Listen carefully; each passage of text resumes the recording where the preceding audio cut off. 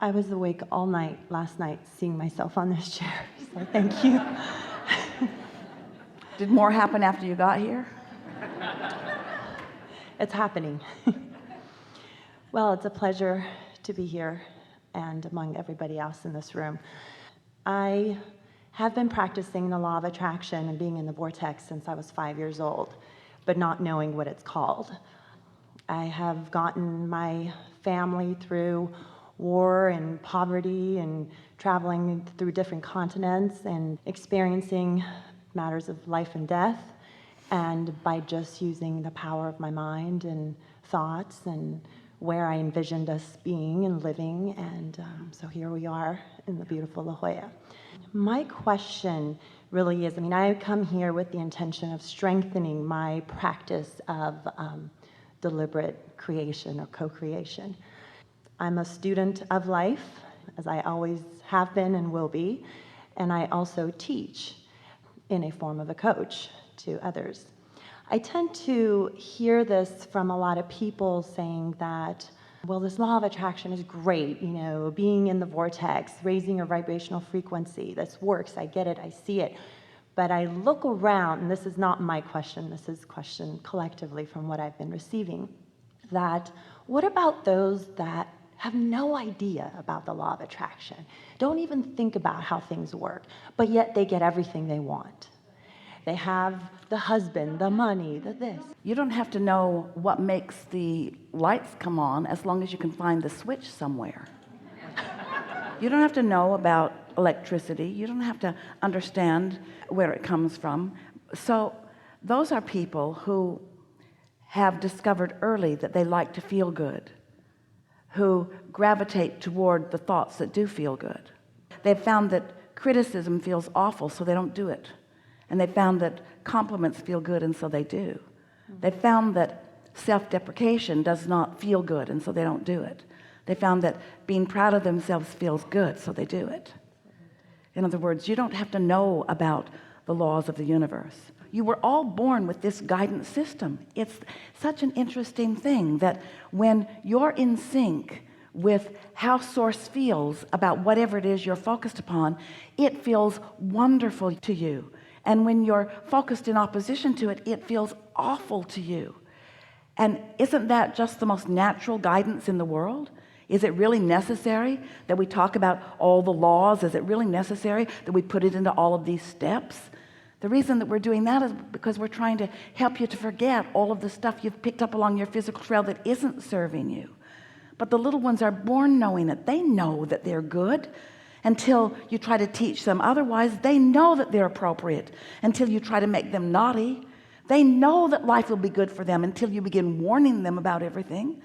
They know that they are revered by all that is good until you try to convince them otherwise. And so no one needs to hear this in the way that we are laying it out. We're just talking to those of you who've talked yourself out of knowing it.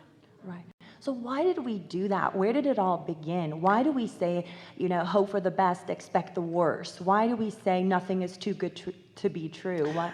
We Now, collectively are bombarded. We just want to point out that this is your question, not theirs. Well, and that's a good thing. And the reason for that is because of your awareness of your surroundings. You've become too heavy on step one. In other words, you're sifting through contrast, and contrast is giving birth to desires. But you are so aware of what is. It's your observational powers. It's your being infatuated with the see it, hear it, smell it, taste it, touch it reality, that what is has a sort of hold on you. And so the contrast keeps being stronger in your experience than it needs to be. The contrast is serving you, but you're more of a vibrational match to what is rather than going with the flow of the new idea. And the reason for that, you see, sometimes people ask that question, and what they really mean is, Abraham, if I'm pure positive energy, and when I reemerged into pure positive energy, I am pure positive energy, and I left behind all my doubts and fears, then why, when I return, Why, when I'm back into this physical realm again, why does contrast even have to exist? And we say, because the contrast is what helps you as individuals to personally carve out your desires. And you are a creator who wanted a massive workshop from which to make your decisions about who you are and how you want to live. All of you knew when you made the decision to come into these bodies that you could create it any way you wanted, and all of you wanted variety surrounding you in order to help you to fashion the life that you want. So it doesn't need to be hard. It only is because you hold yourselves unnaturally and unknowingly away from what you want by focusing upon what is. And here's the big answer: because you're willing to put up with negative emotion, because those around you have convinced you that it's natural, and it isn't. It isn't natural. Your parents say, well, life's hard, just accept it. Your parents say to you, the world is not supposed to revolve around you. Your inner being is saying, yes it is. Your parents are saying, you don't get everything you want when you want it. The universe is saying, yes you do. And so it's a matter of you tuning more to the human voice rather than to the non-physical message, and then you lose your way. Right. And that is for a while, right, till you get tired of it, until you live enough of it that a part of you says, wait a minute, I cannot believe that I am supposed to be deprived from all of the goodness that I know is around. Yeah. Right. And that is the key. So you're surrounded collectively by majority, by those who say life is not fun, But life's that's supposed all to be right, hard work. because look at it this way: you are collectively surrounded by what is. That's why we say deal with it. You are collectively surrounded by what is. What is doesn't mean diddly squat. What is only the platform from which you've launched more rockets. Don't let what is get your attention. What is old news anyway. You're out here on the leading edge. Don't you know that you want to be where the new ideas are flowing? Think about it. What is isn't that compelling anymore. You've been there, you've done that. What is just the basis of stability from which you launch and trust and come into alignment and dream and experience. The fun part of life is the rendezvous that are happening every day. It's the people coming to you. It's the ideas. It's the things you're hearing coming out of their mouths that you know the universe put there just for you to hear. In other words, it's the constant stream of unfolding. That's what life is.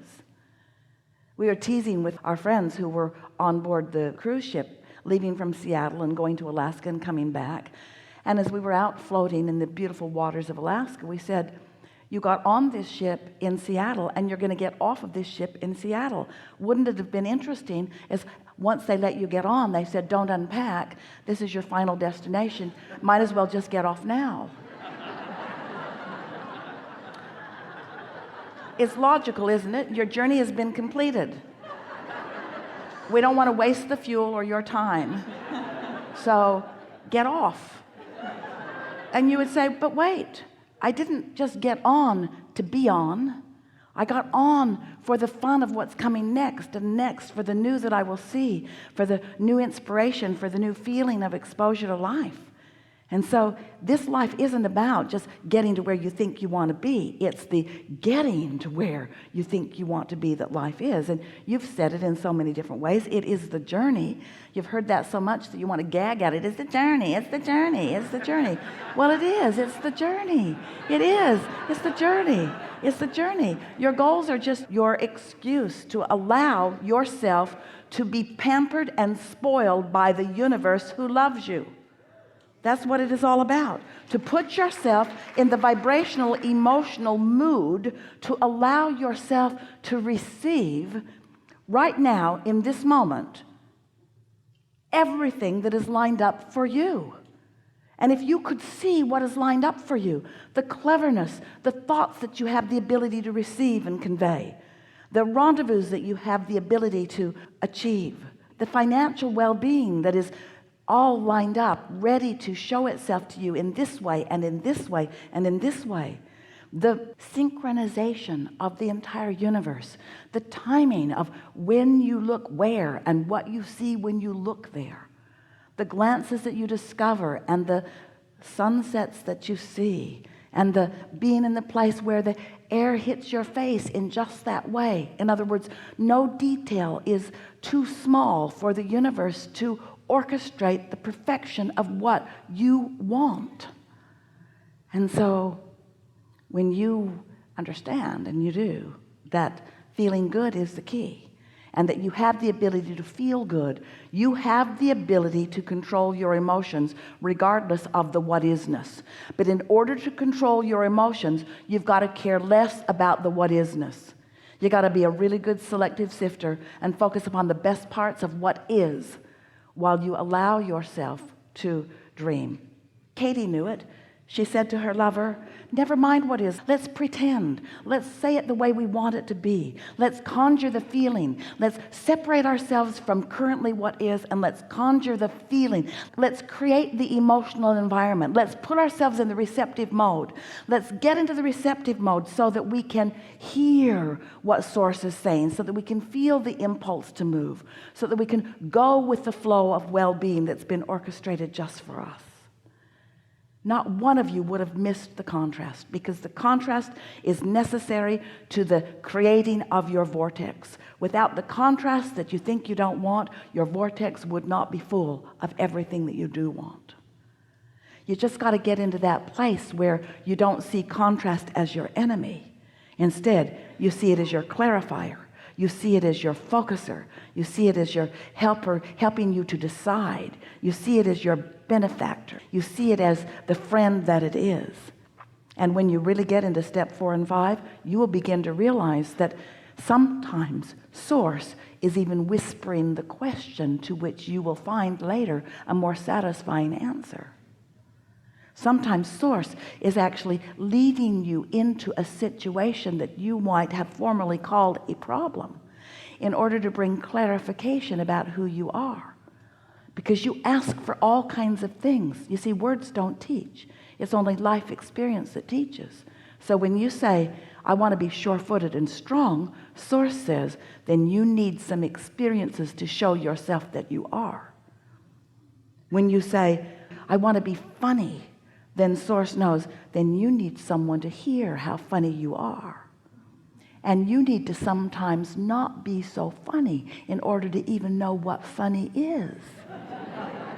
Don't you?